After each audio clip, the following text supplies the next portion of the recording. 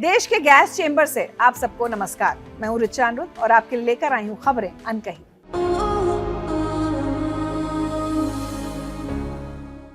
जरूरी खबरें सरल और सहज अंदाज में। आज खबरें अनकही में बात होगी बांग्लादेश के हालात की और उनके इंडिया कनेक्शन की। आज मैं आपको बताऊंगी कि क्या है वो एप्स्टीन फाइल्स जिन पर पूरी दुनिया में चर्चा हो रही है और न जाने कितने लोगों के राज इन गोपनीय दस्तावेजों में छुपे हैं। बात होगी फिल्म धुरंधर के किरदार अजय सान्याल की, जिसे बखूबी निभाया है आर माधवन ने। रियल लाइफ में कौन है अजय सान्याल? क्या वो किरदार असल में अजय डोभाल है? इस सवाल का जवाब ढूंढेंगे और साथ ही इस सवाल का भी कि सूरज का असली रंग क्या है। और एक जरूरी बात आपको बताऊंगी कि क्यों कबूतरों को दाना डालना हम सबके लिए बेहद खतरनाक है, क्या कहें जानलेवा है। तो चलिए शुरू करते हैं खबरें अनकही। बांग्लादेश में एक बार फिर सड़कों पर आग लगी है। ढाका से लेकर चटगांव तक हिंसक प्रदर्शन हुए और सबसे चिंताजनक बात यह है कि भारतीय उच्चायोग और राजनयिकों पर भी हमले किए गए। आखिर फिर से हमारे पड़ोसी देश में अचानक इतनी अराजकता क्यों फैल गई है? आज की इस खबर में हम समझेंगे कि बांग्लादेश में क्या हो रहा है, इसके पीछे की असली वजह क्या है और सबसे बड़ा सवाल, क्या बांग्लादेश फिर से 1971 से पहले वाले दौर में लौट रहा है? क्या फिर से पूर्वी पाकिस्तान बन जाएगा बांग्लादेश? ये सवाल इसलिए क्योंकि पड़ोसी देश में इन दिनों जो चल रहा है वो हालात इसी तरफ इशारा कर रहे हैं। एक तरफ आम चुनाव से पहले भारत विरोधी प्रदर्शन हो रहे हैं। इसी बीच पूरे देश में बड़े पैमाने पर फिर से हिंसा भड़क उठी है और इसके पीछे की वजह है 32 साल के युवा नेता शरीफ उस्मान हादी की मौत। कौन था ये शख्स और क्यों उसकी मौत ने ढाका में आग लगा दी? उस्मान हादी इंकलाब मंच नाम के एक छात्र संगठन का लीडर था। 2024 में जब बांग्लादेश में छात्र विद्रोह हुआ था और शेख हसीना को देश छोड़कर भागना पड़ा था, तब हादी उस आंदोलन के सबसे मुखर चेहरों में से एक था। 12 दिसंबर को जब हादी ढाका के पलटन इलाके में एक मस्जिद से बाहर निकल रहा था, तब बाइक सवार 2 नकाबपोश बंदूकधारियों ने उस पर गोलियां चला दी। वो अपने इलेक्शन कैंपेन को लॉन्च कर रहा था क्योंकि फरवरी 2026 में होने वाले चुनाव में वो निर्दलीय उम्मीदवार के तौर पर खड़ा होने वाला था। गोली हादी के सिर में लगी। पहले उसे ढाका के अस्पताल में भर्ती किया गया, फिर बेहतर इलाज के लिए सिंगापुर भेजा गया। लेकिन 18 दिसंबर को सिंगापुर के अस्पताल में उसने दम तोड़ दिया। हादी की मौत की खबर आते ही बांग्लादेश में बवाल मच गया। हजारों लोग सड़कों पर उतर आए। सबसे पहले निशाने पर आए देश के 2 बड़े अखबार, डेली प्रथम अलो और डेली स्टार। प्रदर्शनकारियों ने इन अखबारों के दफ्तरों को आग के हवाले कर दिया। उनके अंदर मौजूद पत्रकारों और स्टाफ ने सोशल मीडिया पर मदद की गुहार लगाई तो बचाव दल ने 25 पत्रकारों को बाहर निकाला। लेकिन सवाल यह है कि अखबारों के दफ्तरों को क्यों जलाया गया? ये अखबार हादी के खिलाफ क्यों थे? दरअसल ये अखबार शेख हसीना, आवामी लीग के करीब और भारत के पक्षधर माने जाते हैं। प्रदर्शनकारियों का आरोप था कि इन अखबारों ने हादी की हत्या के पीछे आवामी लीग का हाथ होने की बात को छुपाया।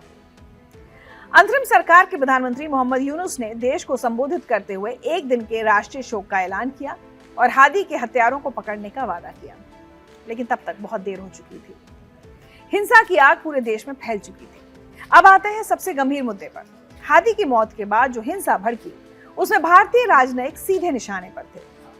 ढाका में इंडियन हाई कमीशन के सामने बड़े पैमाने पर भारत विरोधी प्रदर्शन हुए। चित्तगोंग में भारतीय सहायक उच्चायोग पर भी हमले की कोशिश हुई। राजशाही और खुलना के इंडियन वीजा सेंटर्स को बंद करना पड़ा क्योंकि वहां भी भीड़ इकट्ठा हो गई थी। भारतीय विदेश मंत्रालय ने बांग्लादेश के हाई कमिश्नर को दिल्ली में तलब किया और इन हमलों पर कड़ी आपत्ति जताई। अब सवाल यह है कि अचानक बांग्लादेश में इतना तीखा एंटी इंडिया सेंटिमेंट क्यों पैदा हो गया? था तो पहले से ही, लेकिन ये इतना तेज क्यों हो गया? तो जवाब है फरवरी 2026 में होने वाले चुनाव। बांग्लादेश में अगले साल फरवरी में आम चुनाव होने वाले हैं और चुनाव से पहले की राजनीति पूरे देश को आग के हवाले कर रही है। शेख हसीना के बाद बांग्लादेश की राजनीति पूरी तरह बदल गई है। आवामी लीग पर प्रतिबंध लगा दिया गया है, जो इकलौती प्रो इंडिया सेक्युलर पार्टी थी। अब जो पार्टी चुनाव लड़ने वाली है, बांग्लादेश नेशनलिस्ट पार्टी यानी बीएनपी, जमात इस्लामी और नई बनी स्टूडेंट पार्टीज, ये सभी बांग्लादेश फर्स्ट और इंडिया आउट के नैरेटिव पर चल रही हैं। यहाँ पर एक बहुत दिलचस्प पैटर्न दिखता है। क्या आपको मालदीव के राष्ट्रपति मोहम्मद मुइज्जू याद है? 2023 में जब वो चुनाव लड़ रहे थे तब उनका पूरा कैंपेन इंडिया आउट के नारे पर टिका था। उन्होंने मालदीव की जनता को बताया कि भारतीय सैन्य कर्मचारी मालदीव की संप्रभुता के लिए खतरा है। मुइज्जू जीत गए और सबसे पहले उन्होंने भारतीय सैन्य कर्मचारियों को मालदीव से बाहर करने का काम किया। लेकिन फिर क्या हुआ? धीरे धीरे उन्हें एहसास हुआ कि मालदीव की अर्थव्यवस्था, पर्यटन, चिकित्सा सुविधाएं, व्यापार सब कुछ तो भारत से जुड़ा है। और अब 2025 में मुइज्जू फिर से भारत के साथ रिश्ते सुधार रहे हैं। बांग्लादेश में भी यही स्क्रिप्ट चल रही है। भारत को विलन बनाओ, राष्ट्रवादी भावनाओं को भड़काओ और उसी लहर पर सवार होकर सत्ता में आने की कोशिश करो। लेकिन इस शॉर्ट टर्म राजनीतिक लाभ के लिए लॉन्ग टर्म रणनीतिक और आर्थिक हितों को दांव पर लगाना है।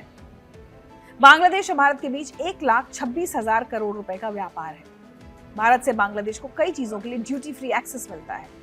सीमा प्रबंधन, आतंकवाद विरोधी सहयोग, नदी जल बंटवारा, ये सब मुद्दे हैं जिनमें दोनों देशों का सहयोग जरूरी है। लेकिन चुनावी पॉलिटिक्स में ये सब बातें दब जाती हैं। अब आते हैं सबसे खतरनाक मुद्दे पर। इंटेलिजेंस रिपोर्ट्स और मीडिया में आ रही खबरों के मुताबिक बांग्लादेश में पाकिस्तान की खुफिया एजेंसी आईएसआई तेजी से अपना जाल फैला रही है।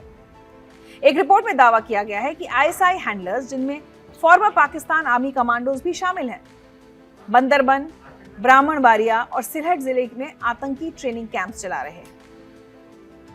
इन कैंप्स में 125 से ज्यादा लोगों को ट्रेनिंग दी जा रही है, जिनमें 50 से ज्यादा रोहिंग्या युवा हैं और बाकी अंसारुल्लाह, बांग्ला टीम और हिजबुत तहरीर जैसे आतंकी संगठन के काडर्स हैं। इन्हें बम बनाना, गुरिल्ला टैक्टिक्स और सीमा में घुसपैठ करने की ट्रेनिंग दी जा रही है। सबसे चिंताजनक बात यह है कि सभी कैंप्स भारत के नॉर्थ ईस्टर्न बॉर्डर के बिना बाढ़ वाले हिस्से के बिल्कुल नजदीक है। मतलब साफ है, इन लोगों को भारत में घुसने के लिए तैयार किया जा रहा है। सिर्फ आईएसआई और आतंकी कैंप्स ही नहीं, पाकिस्तान की सैन्य उपस्थिति भी बांग्लादेश में दिखने लगी है। नवंबर 2025 में पाकिस्तान नेवी का जहाज PNS सैफ चित्तागोंग पोर्ट पर 4 दिन की सद्भावना यात्रा के लिए आया था। ये यात्रा मोहम्मद यूनुस की अंतरिम सरकार में हुई और इसे दोनों देशों के बीच मजबूत होते रिश्तों के तौर पर पेश किया गया। यूनुस सरकार ने सितंबर 2024 में पाकिस्तानी कार्गो को अनिवार्य निरीक्षण से छूट दी और दिसंबर 2024 में पाकिस्तानी नागरिकों को सुरक्षा मंजूरी में ढील दी गई। इससे पाकिस्तान के गुर्गों और अवैध सामान के लिए गलियारे खोले गए। ये सब कोई इत्तेफाक तो है नहीं, ये एक केयरफुली प्लान रणनीति है जिसमें पाकिस्तान बांग्लादेश को अपने प्रभाव क्षेत्र में लाने की कोशिश कर रहा है।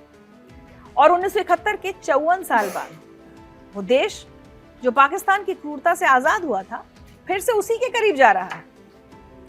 कट्टरपंथी ताकतें मजबूत हो रही हैं, अल्पसंख्यकों खासकर हिंदुओं पर हमले हो रहे हैं, लोकतांत्रिक मूल्य कमजोर हो रहे हैं, पाकिस्तान का प्रभाव बढ़ रहा है, सेक्युलर पार्टियों पर बैन लगाया गया है। अब सोचिए बांग्लादेश के उन आम लोगों के बारे में जो इस राजनीतिक अराजकता के बीच फंसे हैं। छात्र जो शांति से पढ़ना चाहते हैं, कारोबारी जो व्यापार करना चाहते हैं, परिवार जो बेहतर भविष्य की उम्मीद करते हैं, ये सब इस अस्थिरता की कीमत चुका रहे हैं। बांग्लादेश सिर्फ हमारा पड़ोसी नहीं है। 5 राज्य पश्चिम बंगाल, असम, मेघालय, त्रिपुरा और मिजोरम बांग्लादेश के साथ एक लंबी सीमा साझा करते हैं। कुल सीमा 4096 किलोमीटर की है। अगर बांग्लादेश में अस्थिरता बनी रहती है, आतंकवादी कैंप स्थापित होते हैं और कट्टरपंथ बढ़ता है, तो इसका सीधा असर भारत के पूर्वोत्तर क्षेत्र पर पड़ेगा। सिलीगुड़ी कॉरिडोर, जिसे चिकन नेक भी कहा जाता है, भारत के लिए रणनीतिक रूप से बहुत महत्वपूर्ण है। ये सकरा गलियारा उत्तर पूर्व को बाकी भारत से जोड़ता है और ये बांग्लादेश सीमा के बिल्कुल करीब है। अगर यहाँ कोई सुरक्षा खतरा पैदा होता है तो पूरा नॉर्थ ईस्ट भारत से कट सकता है। फरवरी 2026 में होने वाले चुनाव तय करेंगे कि बांग्लादेश किस रास्ते पर चलेगा।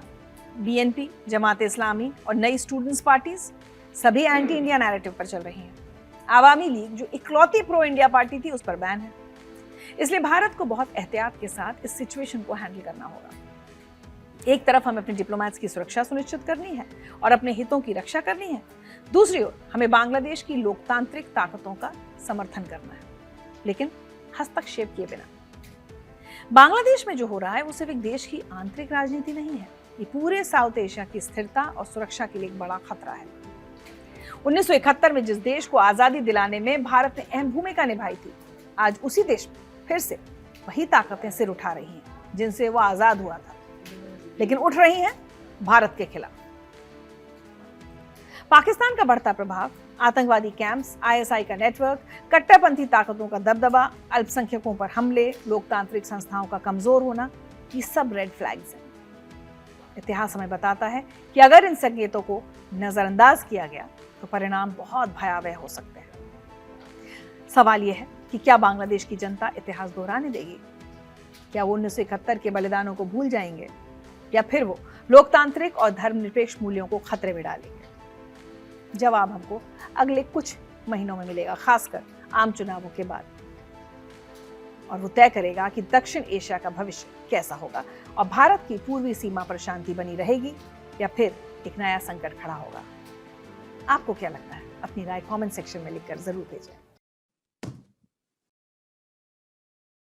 जेफरी एप्स्टीन, एक ऐसा नाम जो आज भी दुनिया भर के सबसे ताकतवर लोगों की नींद उड़ा देता है।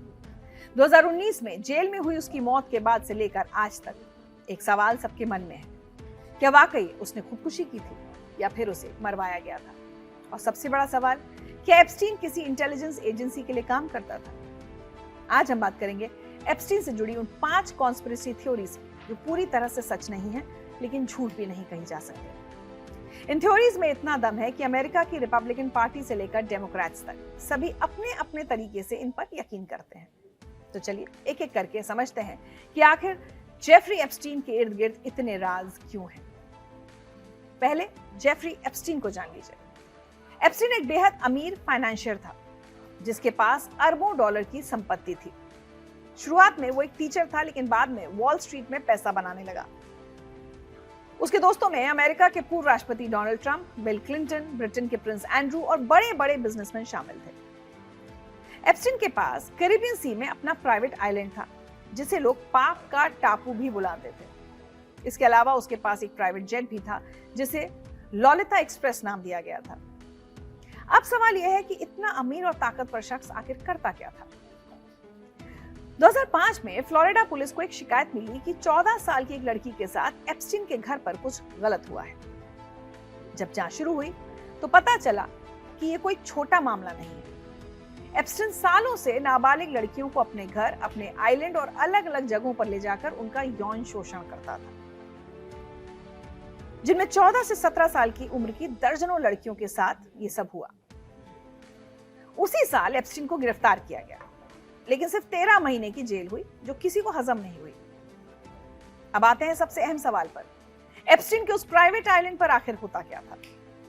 पीड़ित और जांचकर्ताओं के मुताबिक एप्स्टीन अपने आइलैंड पर सीक्रेट पार्टीज करवाता था। यहाँ वो दुनिया भर के अमीर और ताकतवर लोगों को बुलाता था, जिसके लिए उसके प्राइवेट जेट का इस्तेमाल होता था। इस आइलैंड पर नाबालिग लड़कियों को लाया जाता था जिन्हें मसाज थेरेपिस्ट और मॉडल्स बताकर रिक्रूट किया जाता था, लेकिन असलियत में यहाँ उनका यौन शोषण होता था। एप्स्टीन की साथी गिलेन मैक्सवेल इन लड़कियों को ढूंढने और लाने का काम करती थी। सबसे चौंकाने वाली बात यह है कि इस आइलैंड पर हिडन कैमरास लगे थे। कुछ लोगों का मानना है कि एप्स्टीन इन ताकतवर लोगों की आपत्तिजनक तस्वीरें और वीडियोस बनाता था ताकि बाद में उन्हें ब्लैकमेल कर सके। 2019 में पूरा मामला दोबारा खुला और एप्स्टीन को न्यूयॉर्क में गिरफ्तार किया गया, लेकिन अगस्त 2019 में जेल में ही उसकी मौत हो गई। अधिकारियों ने कहा कि उसने खुदकुशी कर ली, लेकिन दुनिया को यकीन नहीं हुआ क्योंकि जेल में बहुत सारी चीजें गड़बड़ थी। सीसीटीवी कैमरे काम नहीं कर रहे थे, गार्ड सो रहे थे और एप्स्टीन को सुसाइड वॉच से हटा दिया गया था। एप्स्टीन की मौत के बाद सामने आई उसकी फाइल जिसे नाम दिया गया एप्स्टीन फाइल्स, जिसमें करीब 300 जीबी का डिजिटल डेटा है जो जेफरी एप्स्टीन की जांच के दौरान सामने आया। इसमें वो सभी कागजात, ईमेल्स, फ्लाइट लॉग्स और कोर्ट के पेपर्स हैं जिनमें बड़े बड़े नामों का जिक्र है। इन फाइल्स को लेकर अमेरिका में बवाल मचा हुआ है। आज एप्स्टीन तो नहीं है, लेकिन उसका मामला आज भी जिंदा है।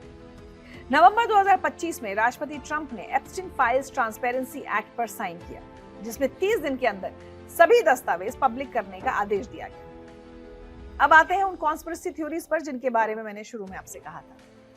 पहली कॉन्स्पिरेसी थ्योरी कहती है कि एप्स्टीन इजराइल की इंटेलिजेंस एजेंसी मोसाद के लिए काम करता था। उसका काम था दुनिया भर के बड़े नेताओं, बिजनेसमैन और सेलिब्रिटीज को हनी ट्रैप में फंसाना, मतलब उन्हें नाबालिग लड़कियों के साथ कॉम्प्रोमाइज करवाना, फिर उनकी गुप्त वीडियोस और फोटोज बनाकर उन्हें ब्लैकमेल करना। अब सवाल है कि ये थ्योरी कहां से आई है? पहली बात, एप्स्टीन के साथी गिलेन मैक्सवेल के पिता रॉबर्ट मैक्सवेल एक कंफर्म मुसाद एजेंट थे। रॉबर्ट मैक्सवेल की मौत के बाद उनके फ्यूनरल में इजराइल के कई नेता नजर आए। दूसरा, एक पूर्व इजरायली इंटेलिजेंस ऑफिसर अरी बेन मेनाशे ने दावा किया कि उन्होंने 1980 में एप्स्टीन और गिलेन को मोसाद के काम करते देखा था।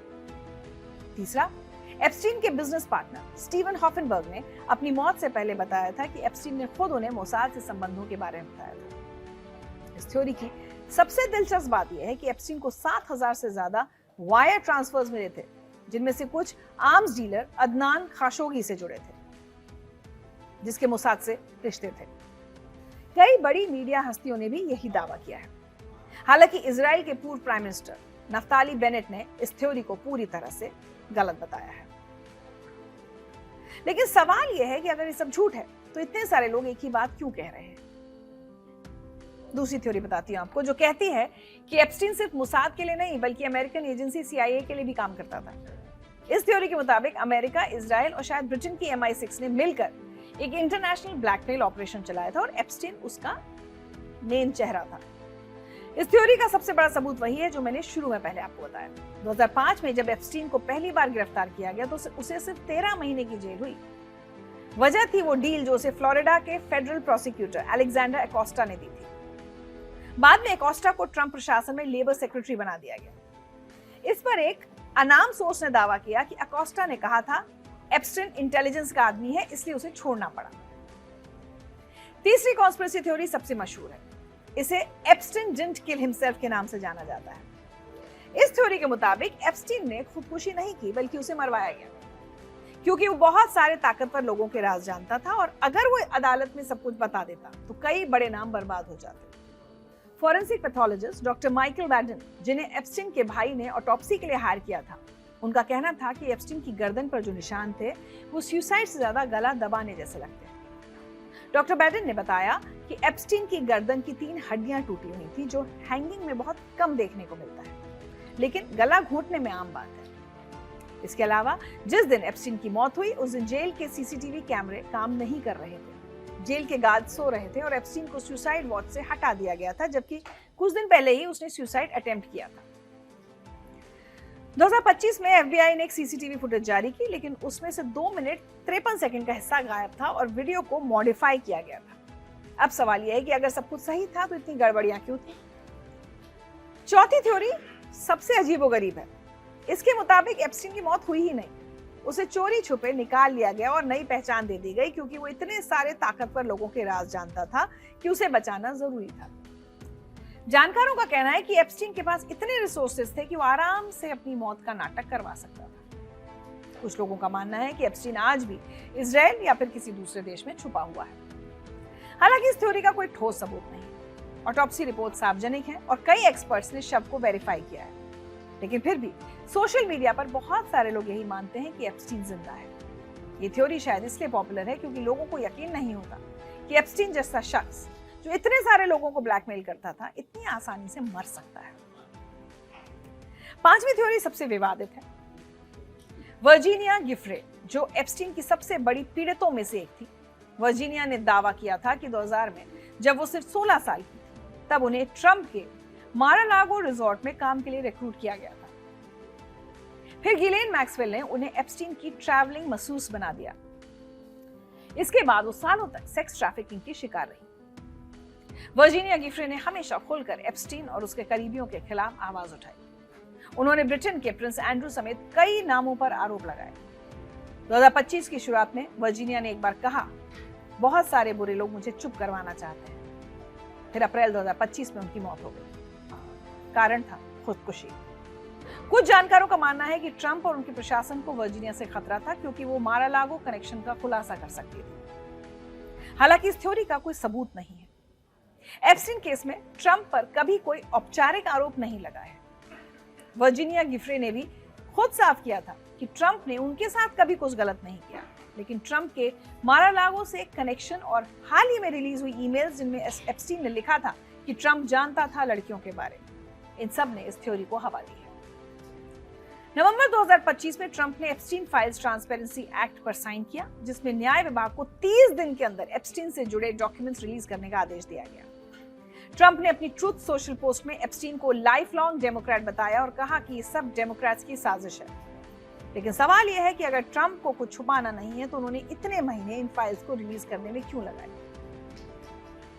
तो ये थी वो 5 कॉन्स्पिरेसी थ्योरीज जो आज भी एप्स्टीन के इर्द गिर्द घूम रही हैं। कुछ थ्योरीज में थोड़ा दम लगता है तो कुछ पूरी तरह से काल्पनिक लगती है। जो सच है वो इन थ्योरीज के बीच में कहीं छुपा है। शायद एप्स्टीन किसी इंटेलिजेंस एजेंसी के लिए काम करता था, या शायद नहीं। शायद उसने सुसाइड किया या उसे मरवाया गया। लेकिन एक बात तो तय है, जब तक सभी फाइल्स पब्लिक नहीं होती तब तक हर सवाल का जवाब नहीं मिलता। तब तक ये सारी थ्योरीज चलती रहेंगी और दुनिया भर के लोग सोचते रहेंगे कि आखिर एप्स्टीन के इस काले खेल में और कौन कौन शामिल था। आपकी इस कहानी पर क्या राय है? हमें लिखकर जरूर भेजिएगा।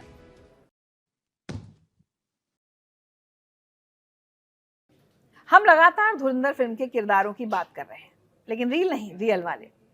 कल हमने मेजर इकबाल की बात की, जिसका किरदार आतंकी इलियास कश्मीरी से मेल खाता है। तो आज बात होगी अजय सान्याल की। किरदार निभाया है आर माधवन ने। फिल्म के ट्रेलर में आर माधवन को देखते ही लोग समझ गए थे कि कहीं ना कहीं देश के एनएसए यानी national security adviser Ajit Doval से जुड़ा है। लोग उन्हें जेम्स बॉन्ड ऑफ इंडिया कहते हैं, पर सच तो यह है कि उनकी असली कहानी किसी भी बॉन्ड फिल्म से कम नहीं है। आइए जानते हैं कैसे एक पहाड़ी गांव का लड़का देश की सबसे ताकतवर खुफिया मशीन का सिरमौर बन गया। 20 जनवरी 1945 को उत्तराखंड के पौड़ी गढ़वाल के एक छोटे से गांव घिरी बनेलस्यून में अजित डोभाल का जन्म हुआ। उनके पिता major Gunanand Doval Indian army में बंगाल सैपर्स में 36 साल तक सेवा दे चुके थे। यानी बचपन से ही उनके घर में फौज का अनुशासन, देशभक्ति की भावना और कुछ करने का जुनून था। पढ़ाई के लिए उन्हें राजस्थान के अजमेर मिलिट्री स्कूल भेजा गया, जहां उनकी बुनियाद मजबूत हुई। 1967 में आगरा यूनिवर्सिटी से इकोनॉमिक्स में मास्टर्स की डिग्री हासिल की और फिर 1968 में आईपीएस की परीक्षा पास कर ली। 1972 में अजित डोभाल को इंटेलिजेंस ब्यूरो में ट्रांसफर कर दिया गया। सबसे पहले मिजोरम में तैनाती हुई, फिर पंजाब, और यहीं से उनकी असली परीक्षा शुरू हुई। 80 के दशक में पंजाब खालिस्तान आंदोलन की आग में जल रहा था। आतंकवाद अपने चरम पर था। हर गली मोहल्ले में खतरा था। अजित डोभाल ने उस वक्त वो किया जो बहुत कम आईपीएस ऑफिसर्स करने की हिम्मत रखते हैं। वो अंडरकवर एजेंट बन गए, अपनी पहचान छुपाई, गुरमुखी सीखी, सिख कल्चर में घुल मिल गए और आतंकवादियों के बीच रहने लगे। ये सिर्फ जासूसी नहीं थी, ये तो ऐसा था जैसे किसी ने अपनी पूरी जिंदगी दांव पर लगा दी हो। 1988 में ऑपरेशन ब्लैक थंडर से पहले अजित डोभाल ने सबसे खतरनाक काम किया। वो गोल्डन टेम्पल में घुसे और वो भी एक आईएसआई एजेंट के भेष में। उन्होंने वहां से ऐसी अहम जानकारियां जुटाई जिनकी वजह से ऑपरेशन सफल रहा। इस जोखिम भरे मिशन के लिए 1989 में उन्हें कीर्ति चक्र से सम्मानित किया गया। ये शांति काल का दूसरा सबसे बड़ा वीरता पुरस्कार है। वो पहले पुलिस ऑफिसर थे जिन्हें ये सम्मान मिला। अब आती है सबसे दिलचस्प कहानी। अजित डोभाल पूरे 7 साल तक पाकिस्तान में रहे और वो भी एक पाकिस्तानी मुस्लिम के भेष में। वो लाहौर में रहते थे, मस्जिदों में जाते थे, लोकल्स के साथ घुल मिल गए थे। इन 7 सालों में उन्होंने आईएसआई की गतिविधियों पर नजर रखी, आतंकवादी संगठनों की जानकारी जुटाई और यहां तक कि दाऊद इब्राहिम जैसे अपराधियों को भी ट्रैक किया। बाद में उन्होंने इंडियन हाई कमीशन इस्लामाबाद में भी 6 साल काम किया। ये वो दौर था जब एक गलती मतलब जिंदगी खत्म, पर अजित डोभाल ने सारा काम बखूबी किया और सुरक्षित वापस आ गए। 2004 में अजित डोभाल इंटेलिजेंस ब्यूरो के डायरेक्टर बने। ये वो पद है जहां तक पहुंचना हर इंटेलिजेंस ऑफिसर का सपना होता है और डायरेक्टर बनते ही उन्होंने अपना सबसे बड़ा टारगेट तय किया, दाऊद इब्राहिम, जो पाकिस्तान के कराची में बैठकर भारत में आतंक फैला रहा था। डोभाल ने कराची के अंडरवर्ल्ड पर गहरी नजर रखी। उस वक्त कराची का लियारी इलाका गैंग वॉर, ड्रग्स और आतंकवाद का अड्डा बन चुका था। रहमान डकैत जैसे गैंगस्टर्स का बोलबाला था, जो दाऊद इब्राहिम और आईएसआई के साथ मिलकर काम करते थे। वही रहमान जिसका किरदार धुरंधर में अक्षय खन्ना ने निभाया है। 2005 में अजित डोभाल रिटायर हो गए। फिर 2014 में जब नरेंद्र मोदी प्रधानमंत्री बने तो उन्होंने अजित डोभाल को नेशनल सिक्योरिटी एडवाइजर यानी एनएसए बनाया। 2016 में सर्जिकल स्ट्राइक्स, 2019 में बालाकोट एयर स्ट्राइक्स, आर्टिकल 370 को हटाना, 2025 में ऑपरेशन सिंदूर, हर बड़े फैसले में अजित डोभाल की रणनीति दिखी। तो जब आप धुरंधर में आर माधवन को अजय सान्याल के किरदार में देखें तो याद रखिएगा, ये सिर्फ एक फिल्मी किरदार नहीं है, ये उन हजारों अफसरों की कहानी है जो चुपचाप बिना किसी शोर शराबे के, बिना किसी दिखावे के अपनी जान दांव पर लगाकर देश की सुरक्षा करते हैं। अजय डोभाल ने साबित कर दिया है कि असली हीरोइज्म मीडिया की सुर्खियों में नहीं बल्कि शैडोज में रहकर देश की रक्षा करने में है। एक पहाड़ी गांव से निकला लड़का आज देश की सबसे मजबूत सुरक्षा दीवार है। और यही है अजय डोभाल की कहानी, एक सच्चे देशभक्त की, एक असली बॉन्ड की, एक ऐसे योद्धा की जो कभी हार नहीं मानता। कभी आपने सोचा है कि वायुमंडल में सूरज ना होता तो क्या होता? और अगर आपसे सूरज का रंग पूछा जाए तो आप कहेंगे इसका रंग पीला और नारंगी है। लेकिन आपको इसका असली रंग जानकर हैरानी होगी। अगर मैं आपसे पूछूं कि सूरज का असली रंग क्या है, तो जाहिर सी बात है आप कहेंगे, हम सभी कहेंगे पीला या नारंगी। बचपन में हमने जो ड्राइंग बनाई उसमें भी सूरज को पीले रंग से रंगा। लेकिन आप जानते हैं सूरज का असली रंग इनमें से कोई नहीं है। आप यकीन नहीं करेंगे लेकिन ये बात 100% सच है। सूरज जो हमें पीला या नारंगी दिखता है वो असल में इस रंग का है नहीं।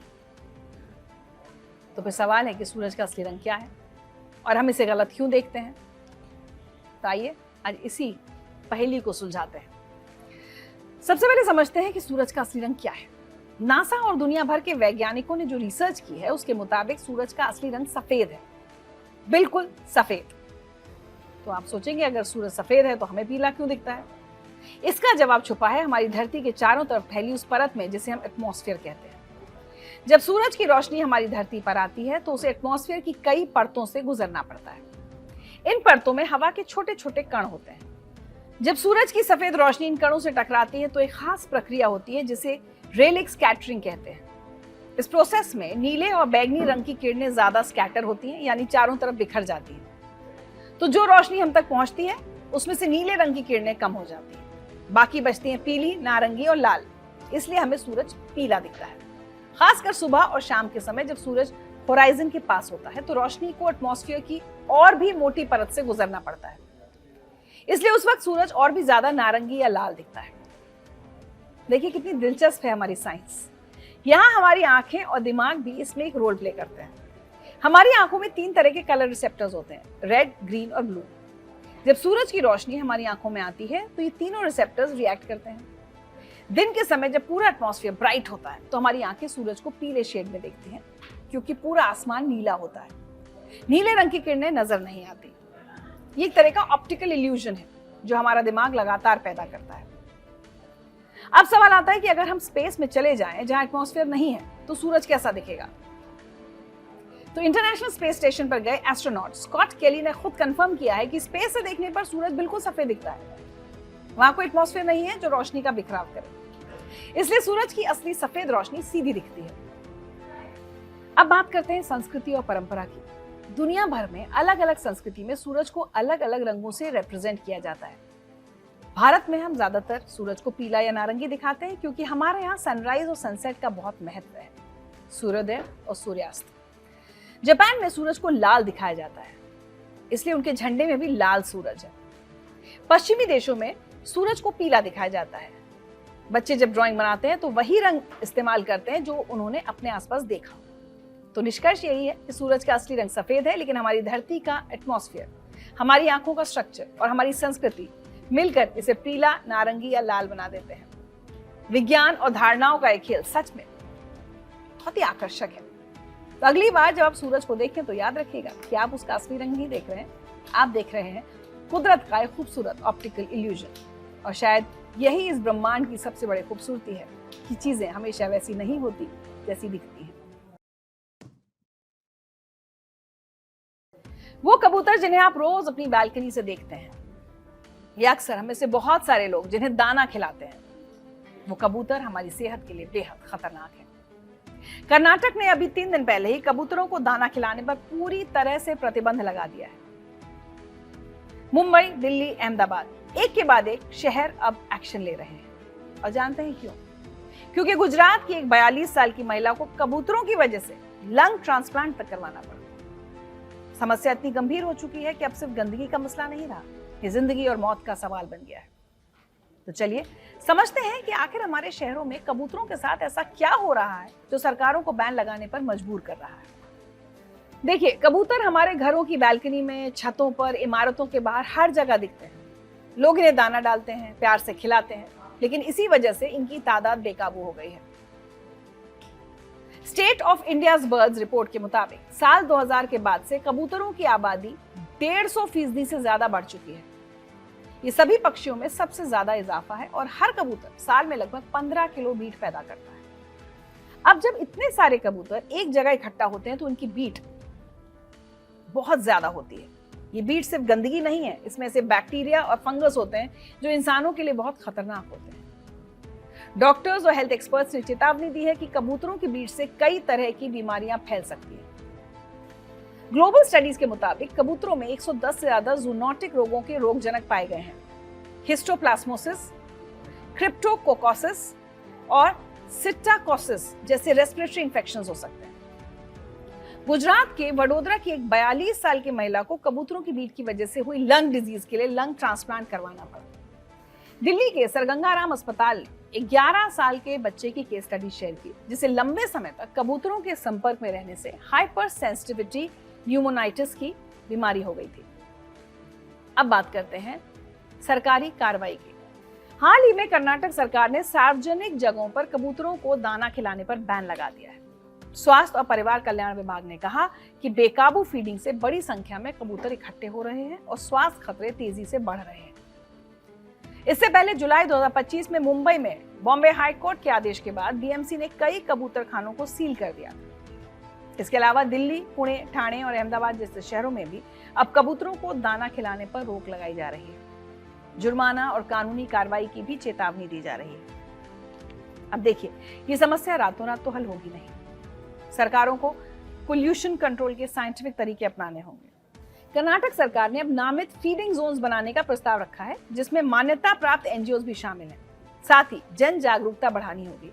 स्वास्थ्य विशेषज्ञों की सलाह है कि अगर आपको सांस संबंधी समस्या है तो सार्वजनिक स्थानों पर कबूतरों से दूर रहें, मास्क का प्रयोग करें और अपनी बालकनियों में जालियां लगाएं। कबूतर हमारे शहर का हिस्सा हैं, लेकिन बैलेंस जरूरी है। हम उन्हें नुकसान पहुंचाए बिना भी अपनी सेहत का ख्याल रख सकते हैं। जरूरत है तो बस थोड़ी समझदारी और जागरूकता की। आप क्या सोचते हैं? क्या कबूतरों को दाना खिलाने पर बैन सही है? कमेंट सेक्शन में हमें लिखकर भेजिए। तो खबरें अनकही में आज मेरे साथ इतना ही, लेकिन चलते चलते आपको कुछ तस्वीरें दिखाती हूँ। राजनीति की दुनिया आमतौर पर फाइलों, बैठकों और गंभीर चर्चाओं तक ही सीमित मानी जाती है, लेकिन संसद परिसर में हाल ही में एक ऐसी मुलाकात देखने को मिली जहां काम के साथ साथ हंसी मजाक और खाने का स्वाद भी जुड़ गया। केरल के वायनाड से सांसद प्रियंका गांधी वाड्रा और केंद्रीय मंत्री नितिन गडकरी की मुलाकात चर्चा में आ गई है, क्योंकि यहां सड़क परियोजनाओं पर हुई बातचीत के अलावा गडकरी ने प्रियंका को खुद अपने हाथों से बनाए राइस बॉल्स भी परोसे। इस मुलाकात के पीछे की कहानी और भी दिलचस्प है। दरअसल संसद में प्रियंका गांधी ने नितिन गडकरी से मिलने का वक्त मांगा। वो वीडियो इंटरनेट पर वायरल हो गया।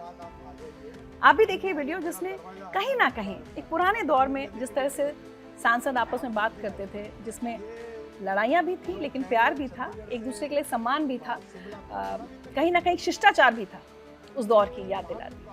May I also request you to grant me an appointment? I've been asking since June to talk about my constituency, sir. Madam, आज क्वेश्चन आवर के बाद आप आ जाइए, कभी भी आइए, मेरा दरवाजा हर समय खुला रहता है, अपॉइंटमेंट लेने की भी जरूरत नहीं होती।